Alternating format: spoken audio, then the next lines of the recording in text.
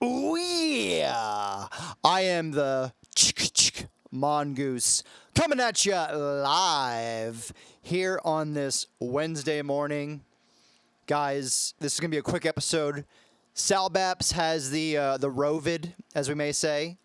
He is not experiencing any symptoms. He feels fine.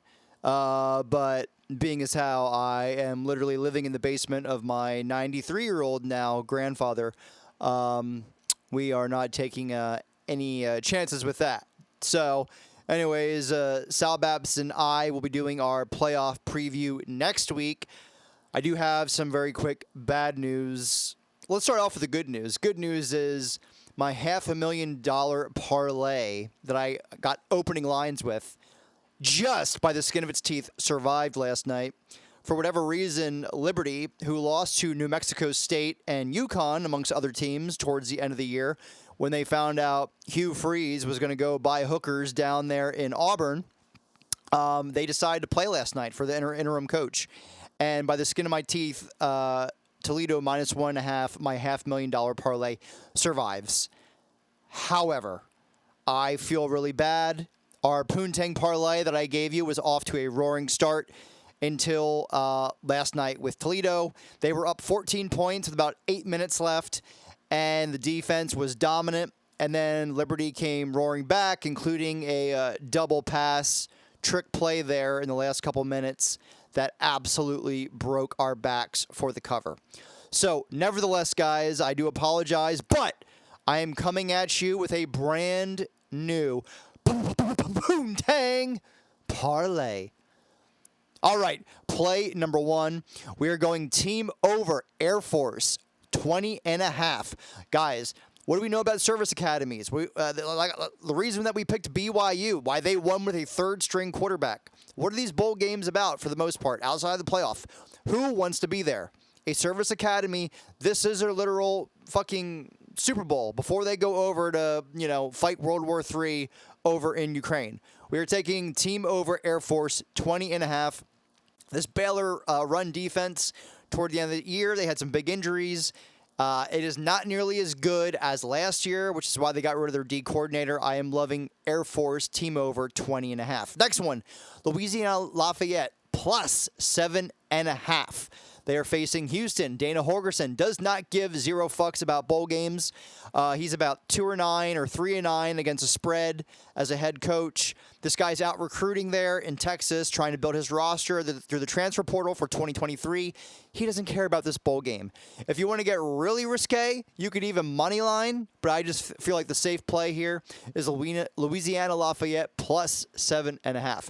Next one here, we are teasing Bowling Green, minus 6.5. Right now, the line's at minus 3.5. We're going to tease this motherfucker up to 6.5.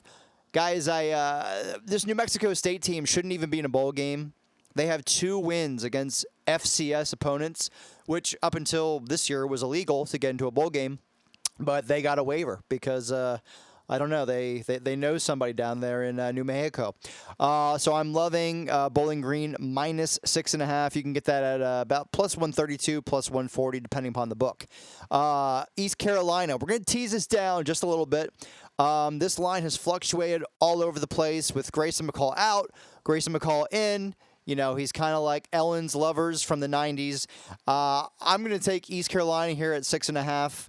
I feel like this Coastal Carolina defense was not very good, got exposed toward the end of the year. Jamie Chadwell, head coach, is off to Liberty. And Grayson McCall is coming back to piss teal for one more game for Coastal there. But the dude's still in the transfer portal. It's kind of a really weird situation. Do those guys play for him? Do they not? Even if they do, I still think East Carolina wins this by at least a touchdown with that high-powered offense. Next one here. We're going to tease the Duke Blue Devils, Mike Elko, up to minus 6.5 once again here. Guys, this line opened at Duke plus 3.5. I absolutely hammered it. The line has now moved all the way to Duke minus 3.5. It continues to grow. Backup quarterback, Keen there at UCF, gone. He's in the transfer portal. We also have starting quarterback John Reese Plumlee all kinds of banged up. His mobility is kind of the key to his game, and I don't know if he's going to have it for this bowl game. UCF, their leading receiver, went into the portal. Gus Malzahn just lost his offensive coordinator. I think Duke wins this, probably even by 10 or more, but we're going to take Duke minus 6.5. Next play, Kansas versus Arkansas. We're going to tease this down a little bit, but we're going to take the over at 65.5. I just feel like, I think the over, I think it's about 67.5, 68.5. I think that hits. Having said that, we're going to play it safe. Take it down to 65.5. I think Leopold there schemes his way with a healthier Jalen Daniels. Kansas puts up points, but that defense, specifically the run defense, is garbaggio. What does Arkansas do? They run the fucking ball.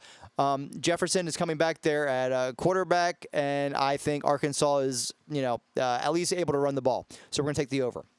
65.5. Next one here. This line has fluctuated all over the place, but we're going to go with UCLA minus 3.5.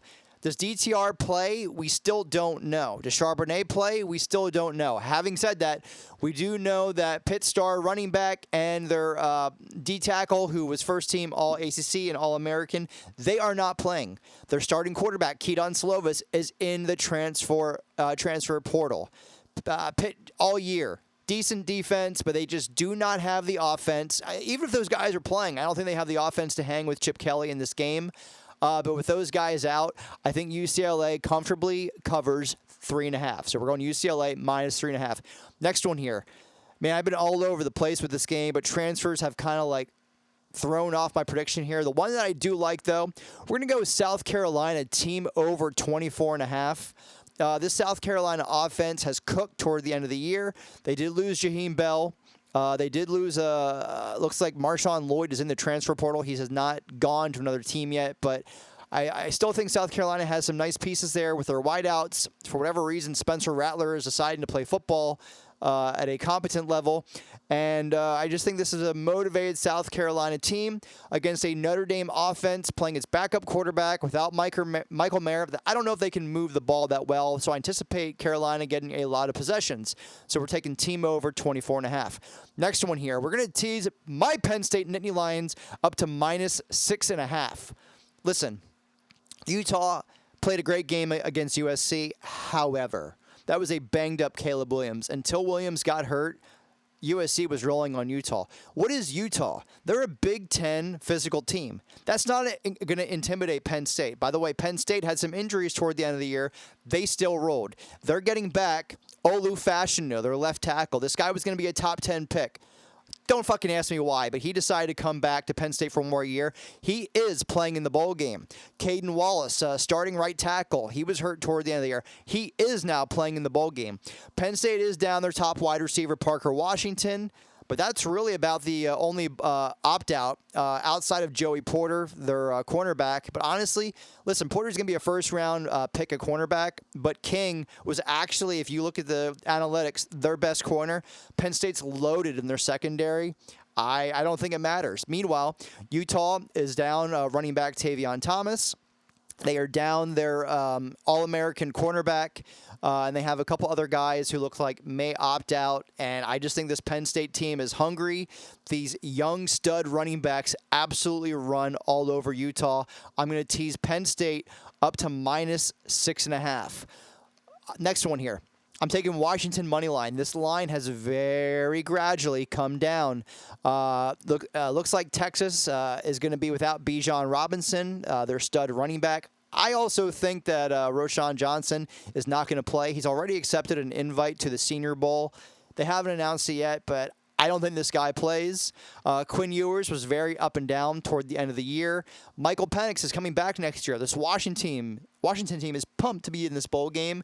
The Alamo Bowl always rolls as far as a lot of points. If you want to take the over, I don't hate it. But I think Penix is motivated. This is his first bowl game ever because of all of his injuries.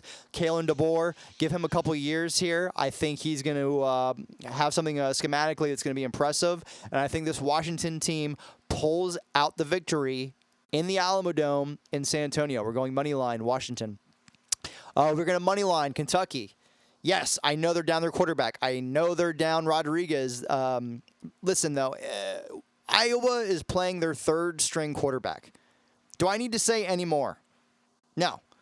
Iowa legitimately may put up 3 points. Now, Kentucky may only put up 7, but 7 still beats 3. So we are money lining Kentucky at plus 104. And then the last one here, we're going to money line San Diego State. The line is about 6.5, 7, depending upon the book, but just take the money line as a money line sprinkle here. That is your 12 pick parlay. Do a round robin, 11 out of 12. Do the parlay, whatever amount you're comfortable with. But, guys, I feel good about this play. We got to keep the hope alive. We were off to a roaring start. Don't let a fucking team from the MAC and the Liberty, what happened last night was garbage. Let's keep it going. Good vibes. Let's make that bread and butter them hoes.